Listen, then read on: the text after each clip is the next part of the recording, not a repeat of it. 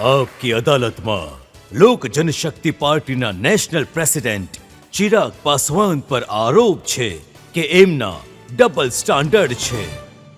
ચિરાગ, લાલુજી આજકાલ રોજ યાદ કરાવે છે કે બીજેપી વાળા પરિવારવાદની વાત કરે છે, પણ ચિરાગના પરિવારને ભૂલી જાય છે. અહીંયા તો પિતા પણ રાજનીતિમાં, કાકા પણ રાજનીતિમાં, ભાઈ પણ રાજનીતિમાં, બનેવી પણ રાજનીતિમાં. નહીં તો હવે શું તમે કાકાભાઈ સુધી જતા રહ્યા? પરિવાર થોડો નાનો રહી ગયો છે મારો. લઈ દઈને મારા એક જીજાજી છે, એ આ વખતે ચૂંટણી લડી રહ્યા છે. એ આશા છે કે સારી રીતે જીતી જ છે. 2014માં ઘણો ચાલ્યો હતો પરિવારવાદ. જ્યારે હું પહેલી વાર ચૂંટણી લડી રહ્યો હતો, જ્યારે હું અહીંયા પણ આવ્યો હતો, ત્યારે પણ એવો એક સવાલ આવ્યો હતો કે મારી સામે કે આ વખતે આ પરિવારવાદ છે, એમનો દીકરો છે એટલે આવી રહ્યો છે. એ વખતે હું ફક્ત માત્ર 85,000 વોટથી હું ચૂંટણી જીત્યો હતો. 2019માં આ વોટનું અંતર, આ વોટનું માર્જિન 2.5 લાખથી વધારેનું થઈ ગયું હતું. તો એટલે કે 14થી 19 સુધી મેં કામ કર્યું, મેં મહેનત કરી, લોકોનો વિશ્વાસ જીત્યો. આ કારણ હતું કે આજની તારીખમાં 2014થી આગળ વધ્યો છું. જનાદેશ મને 2019માં મળ્યો. 2020માં મારી પાર્ટી, મારી પાર્ટીનું નામ, મારી પાર્ટીનું નિશાન બધું મારાથી છીનવી લેવામાં આવ્યું. મને મારી જ પાર્ટીમાંથી કાઢીને બહાર ફેંકી દેવામાં આવ્યો હતો. એના પછી મેં સ્ક્રેચથી શરૂઆત કરી, જ્યાં મેં નવી પાર્ટીના નામથી, નવી પાર્ટીના લોકો સાથે, નવા લોકોને મારી સાથે જોડ્યા, મહેનત કરી, સંઘર્ષ કર્યો, લોકોની વચ્ચે રહ્યો, લોકોનો વિશ્વાસ મેં જીત્યો. આજે ગઠબંધનમાં કોઈ ભીખ માંગીને તો સીટ નથી આપતું. આજની તારીખમાં જો 5 સીટ જો ગઠબંધનમાં લોક જનશક્તિ પાર્ટીને જ્યાં બિહારમાં માત્ર 40 સીટ છે, એમાંથી 5 સીટો આપવામાં આવી છે, તો કે આ ક્યાંક ને ક્યાંક મારી તમારી મહેનતનું અને પાછળનું કારણ છે. એ વાતથી પ્રોબ્લેમ નથી કે તમને 5 સીટો મળી છે, તમે લડી રહ્યા છો, પણ પાસવાનનો પરિવાર પરિવાર નથી. લાલુજીનો પરિવાર પરિવાર. લાલુજી જો પોતાના દીકરાને ચૂંટણી લડાવે, રોહિણીને ચૂંટણી લડાવે, મીસાને ચૂંટણી લડાવે, તો એ પરિવારવાદ છે. નહીં, બિલકુલ નથી. તમે લડાવો, પણ મિસાદી 2 વાર ચૂંટણી હારી જાય છે, એના પછી તમે ત્રીજી વાર પણ તમે એમને ટિકિટ આપી દો છો. આ ખોટું છે. અને કોની સામે ચૂંટણી હારે છે? રામ કૃપાલજીની સામે. કોણ છે રામ કૃપાલજી? એક કાર્યકર્તા. જ્યાં સુધી રાજ્યમાં રહ્યા ત્યાં કાર્યકર્તાની ભૂમિકામાં રહ્યા, જ્યારે પણ એ ભાજપમાં પણ આવ્યા તો પણ એ કાર્યકર્તાની ભૂમિકામાં. હું આ જ કહેવા માંગુ છું કે હેવી વેઇટ સરનેમ તમારી સાથે હોય તો તમારી જીતનો ક્રાઇટેરિયા નથી બની શકતો. ઇવેન્ચ્યુઅલી તમારી સમર્થતા તમને આગળ લઈ જાય છે. પણ તમને જે ટિકિટ આપ્યા છે, એમાં એક જેડીયુના એમએલસીની વાઇફ છે, એક જેડીયુના નેતાની દીકરી છે, જમુઈથી આપણા વીણા દેવી છે. આ જેટલા પણ લોકો છે, એ ક્યાંક ને ક્યાંક કોઈક પરિવારના છે, કોઈના ભાઈ, કોઈની દીકરી, કોઈની વાઇફ. તમે સાંભવીની વાત કરી રહ્યા છો, જેમને તમે એક નેતાની દીકરી જોઈ રહ્યા છો. એક યુવા મહિલા જોઉં છું જે ભણેલી ગણેલી છે, જે જાણકાર છે, વેલ એજ્યુકેટેડ, વેલ લર્નેડ, જે બોલે સારું છે, જેનો પોતાનો એક સમાજ સેવાનો એક અનુભવ રહ્યો છે. તમે વીણાજીની વાત કરી રહ્યા છો. વીણાજી ગયા વખતે પણ ચૂંટણી લડ્યા હતા, જીત્યા હતા. એમની પાસે એક પોતાનો અનુભવ છે. હું રાજેશ વર્માને જોઉં છું, જે ખગડિયાથી છે, ચૂંટણી લડી રહ્યા છે. યંગ છોકરો જે બોલે છે સરસ, એનો પોતાનો એક રાજનૈતિક અનુભવ છે. વગર કોઈ રાજનૈતિક પૃષ્ઠભૂમિથી એ ડેપ્યુટી મેયર રહ્યા છે. એમણે 2020ની વિધાનસભાની ચૂંટણી લડી હતી. જીતી નહીં શકે, પણ ભાગલપુરથી એમણે ચૂંટણી લડી હતી. આ એ છબી છે જે હું બિહારની દેશની સામે રાખવા ઈચ્છું છું. આજ સુધી બિહારની છબી રજત સર કેવી હતી આવતી? બિહાર, અપરાધ, ભ્રષ્ટાચાર, આ બધી વસ્તુને જ લઈને.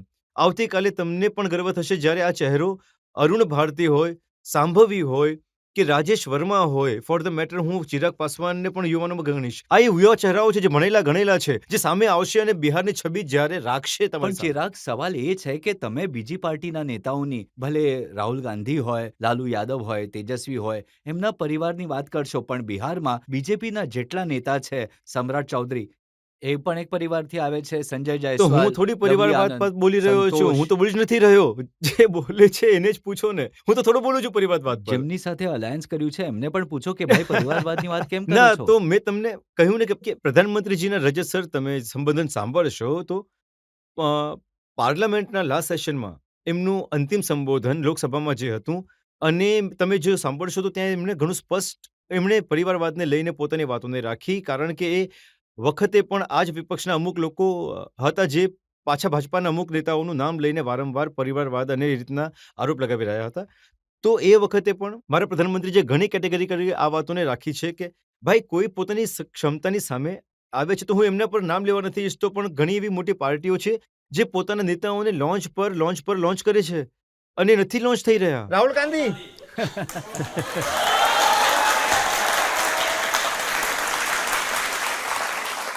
તો એ ખોટું છે. હા, ઠીક છે, જો તમે તક આપો પણ હવે કોઈ નથી ચાલતું તો વારંવાર તમે એમને જ તક આપો છો.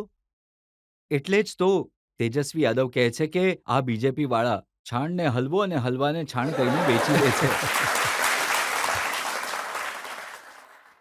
એ જ વસ્તુને આ લોકોએ 90ના દશકથી જ શીખી છે, એટલે તેવું આવા ઉદાહરણ આપે છે. ગોબર, ચારો, હલવો. તમે ચારાની વાત કરી. જુઓ, ચારા ઘોટાળાનું નામ વારંવાર આવે છે. તેજસ્વીએ કહ્યું કે જો લાલુ યાદવ બીજેપી જોઈન કરી લેત તો એ રાજા હરિશ્ચંદ્ર થઈ જાત. જો તે વોશિંગ મશીનમાં ધોવાઈ જાત તો ચારા ચોરને બદલે તે ભાઈચારા વાળા બની જાત. ખબર છે શું છે? એટલે કે ભલે આપણે હમણાં કહીએ છીએ આને આપણે મજાકમાં લઈ રહ્યા છે, પણ આની ગંભીરતાને સમજવાની જરૂર છે. જ્યારે આ લોકો વાત કરે છે ને, દેશના જ્યુડિશિયલ સિસ્ટમ પર સવાલ ઉઠે છે. દેશની ન્યાયપાલિકાની ઉપર સવાલ ઊભા કરે છે. દેશના એક એવા સ્તંભની ઉપર આ સવાલ ઊભા કરે છે જેણે મજબૂતીથી લોકતંત્રને સંભાળી રાખ્યું છે. જ્યારે આ લોકો આવી વાત કરે છે તો આ એક અરાજકતાનો માહોલ બનાવવા ઈચ્છે છે, જ્યાં જ્યુડિશિયલ સિસ્ટમને પૂરેપૂરી રીતે નકારે છે. હું માનું છું અને મારો વિશ્વાસ છે, રજત સર, મારો વિશ્વાસ છે ભારતની જ્યુડિશિયલ સિસ્ટમ પર. હું માનું છું કે તમે ખોટું નથી કર્યું તો તમારી સાથે ખોટું નહીં થાય. પણ હા, જો તમે દોષી છો તો તમને માફ નહીં કરવામાં આવે.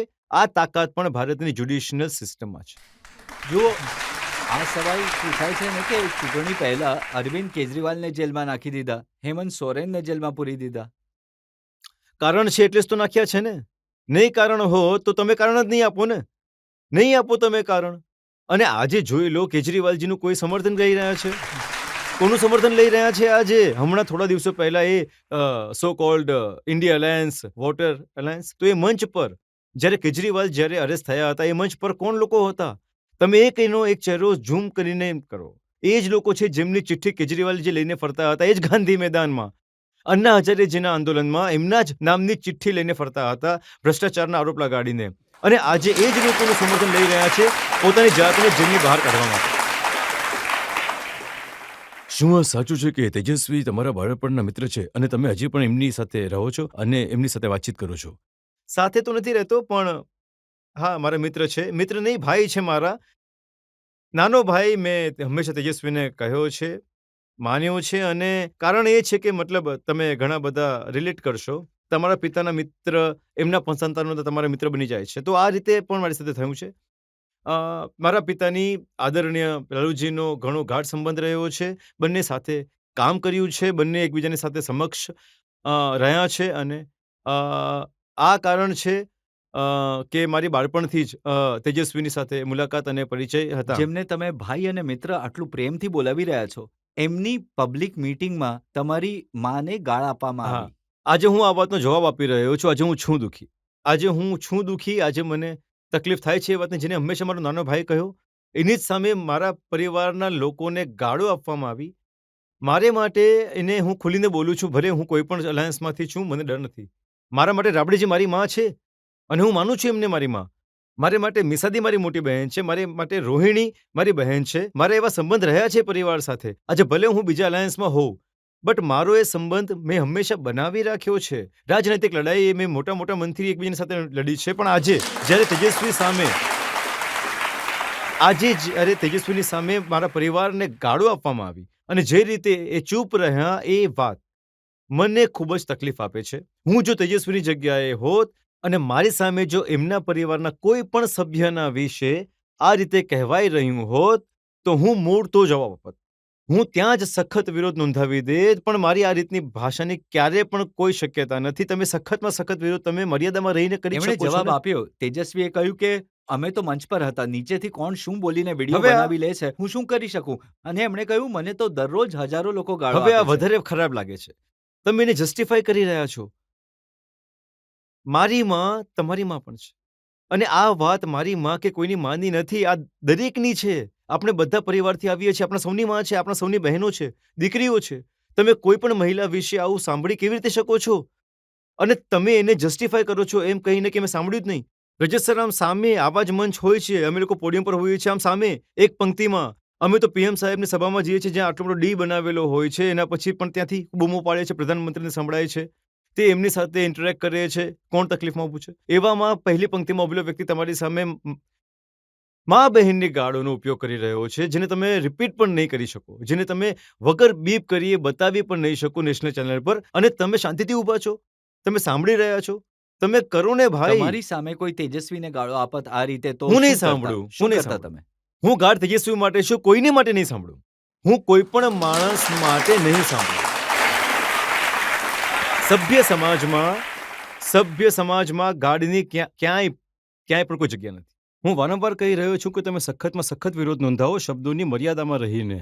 તમે પણ જુઓ કે એક પછી એક એલિગેશન લગાડો છો, ડબલ સ્ટાન્ડર્ડ પણ કહી દીધો, બધું કહી દીધું, પણ મર્યાદિત થઈને તમે આ કરી શકો છો. અને વિચારો, એક વ્યક્તિની એટલી હિંમત કે તેજસ્વી યાદવની સામે ચિરાગ પાસવાનના પરિવારને ગાળો આપી રહ્યો છે, અને એનું કોઈ કાંઈ નથી કરી રહ્યું. વિચારો, એ વ્યક્તિ જ્યારે કોઈ ગામમાં જશે, ત્યાં જઈને બહેન, દીકરી, માઓની સાથે ના માત્ર અસભ્ય ભાષાનો ઉપયોગ કરશે, શક્યતા છે કે ખોટા કામ પણ કરે, અને એ બચી જશે. કેમ? કેમ કે ચિરાગ પાસવાન માટે બોલી દીધું ત્યારે તો કંઈ નહીં થયું, તો આ તો ગામની સામાન્ય મહિલા છે ને. જે બિહારના લોકો છે એમનું એનાલિસિસ એ છે કે આ યાદવની પાસવાનને ગાળ છે. અરે પ્રભુ, આ જ ડિવિઝન છે, આ જ ડિવિઝન છે. તમે જ મને કહો ને કે શું દરેક યાદવ દરેક પાસવાનની વિરુદ્ધ છે? શું રાજદમાં પાસવાન નથી અને ભાજપમાં યાદવ નથી? કેવી વાતો કરો છો? એટલે આ એ જ ભાગલાની રાજનીતિ છે જેના પર લોકો દાયકાઓથી રોટલી શેકતા આવ્યા છે. હું નથી માનતો કે કોઈ યાદવ છે, હું નથી માનતો કે કોઈ પાસવાન છે, હું નથી માનતો કે કોઈ આગલું કે કોઈ પાછું કે કોઈ હિન્દુ કે કોઈ મુસ્લિમ. હું નથી માનતો. આપણે બધા બિહારી છે. આપણે બધા બિહારી અસ્મિતાની લડાઈ લડી રહ્યા છે. આપણે બધા બિહારના ખોવાયેલા ગૌરવની લડાઈ લડી રહ્યા છે. આ એક એવું રાજ્ય છે જે માત્ર પોતાના શિક્ષણ માટે જાણીતું હતું. નાલંદાના યુનિવર્સિટી આજે જ્યારે બીજા રાજ્યના અધ્યક્ષ આવે છે, તો મારા પ્રધાનમંત્રી ગર્વથી નાલંદા યુનિવર્સિટી માટે એક ફોટો બેકડ્રોપમાં રાખીને એમની સાથે મુલાકાત કરે છે, એમની સાથે ફોટા પડાવે છે. અને આજે એ ગૌરવને આપણે ખોઈ ચૂક્યા છે. આજે બિહારમાં શિક્ષણની હાલત જુઓ. એ પરિસ્થિતિઓને બદલવાની આપણને જરૂર છે. તો આ એમવાય અલગ જ સમીકરણ બનાવે છે, અને એમવાય સમીકરણ બનાવીને આ લોકોને ભાગલા પાડે છે. મારું પણ એમવાય સમીકરણ, મારું મહિલા સમીકરણ છે, મારું યુવા સમીકરણ છે. હું મહિલાઓને જોડીશ, અને કોઈ પણ જાતિની હોય. હું યુવાઓને જોડીશ, ભલે કોઈ પણ જાતિનો હોય, કોઈ પણ ધર્મના હોય. પણ જ્યારે તમે જાતિઓમાં વહેંચો છો, તો તમે બિહારને બરબાદ કરો છો. હજી એક સવાલ આપણે લઈ શકીએ? હા, તમે બિહારની આગલી ચૂંટણી જીતો છો, તો તમે બિહારના સીએમ બનવા ઈચ્છો કે કેન્દ્રમાં સરકાર મંત્રી? ઇંગ્લિશમાં એક કહેવત છે, if wishes were horses, beggars will ride. જો તમારા ઈચ્છવાથી બધું જ થઈ જતું હોત, મારી ચાહત પર હકીકતની આટલી અસર હોત, તો આજે મારા પિતા મારી સાથે હોત, મારો પરિવાર નહીં તૂટતો, મને પોતાને આટલો સંઘર્ષ નહીં કરવો પડ્યો હોત. બટ ચાહત એક તરફ છે, હકીકત એક તરફ છે. હું પ્રમાણિકતાથી બસ મારો પ્રયત્ન કરી રહ્યો છું. મને નથી ખબર કે ભવિષ્યમાં ગર્ભમાં શું છે. મને 3 વર્ષ રહેલા નથી ખબર.